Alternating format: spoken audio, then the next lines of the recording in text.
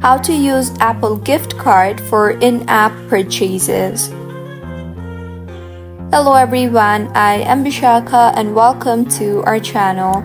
I will take you through the step-by-step process on how to use Apple gift card for in-app purchases. Firstly, go ahead and open App Store on your device and further go to your account page. To go to your account page, tap on your profile icon on the top right of your screen. And now, firstly, to view your balance, tap on your Apple ID you see on top.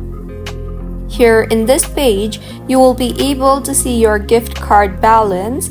Make sure you have enough Apple gift card balance to make your purchases.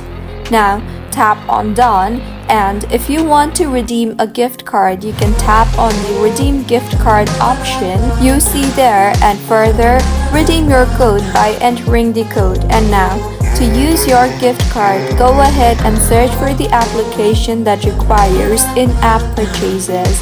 I will open Minecraft here. Now, as you can see, I will have to pay a certain amount to be able to access the application.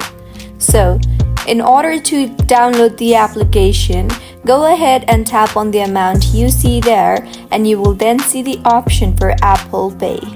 If you do not have enough balance on your Apple gift card, then the remaining amount will be deducted from your card.